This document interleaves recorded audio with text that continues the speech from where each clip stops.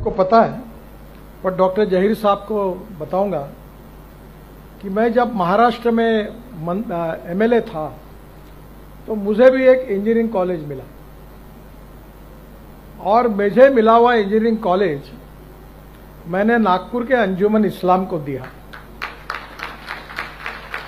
तो मुझे पूछा कि इनको क्यों दिया, तो मैंने कहा हमारे समाज में सबसे ज्यादा आवश्यकता कही है शिक्षा की तो मुस्लिम समाज में है।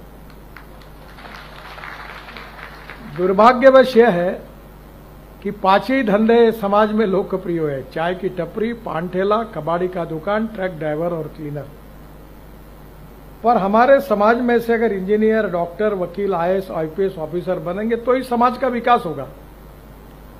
और इसलिए हम मस्जिद में एक बार नहीं 100 बार नमाज पढ़े, पर विज्ञान और तंत्र विज्ञान को अगर हम आत्मसात नहीं करेंगे तो हमारा भविष्य क्या होगा। आज डॉक्टर अब्दुल कलाम साहब जब न्यूक्लियर साइंटिस्ट बने और उन्होंने ऐसा काम किया कि आज डॉक्टर कलाम साहब का नाम हमारे देश में नहीं विश्व में सबके पास पहुंचा है। और इसलिए मैं एक बात पर विश्वास रखता हूं कि कोई भी व्यक्ति उसकी जात, पंथ, धर्म, भाषा और सेक्स से बड़ा नहीं होता, उसके गुणों से बड़ा होता है। और इसलिए हम जात, पंथ, धर्म, भाषा और सेक्स के आधार पर किसी को डिस्क्रिमिनेट नहीं करें।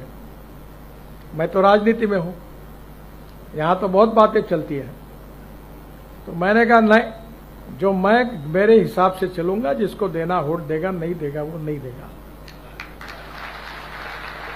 बहुत जाति वाले लोग मुझे मिलने के लिए आते हैं, तो मैंने उनको सबको मिलकर 50,000 लोगों में कह दिया, जो करेगा जात की बात उसको कस के मारूंगा लात।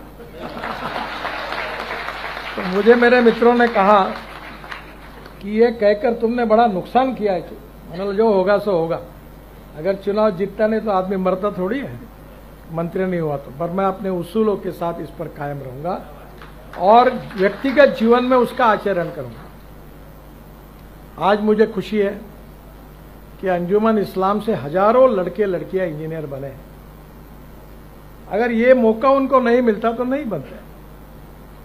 और इसलिए शिक्षा बहुत महत्वपूर्ण है, और शिक्षा से केवल आपके परिवार की और आपकी प्रगति और विकास नहीं होगा, तो शिक्षा से समाज का और देश का विकास होगा।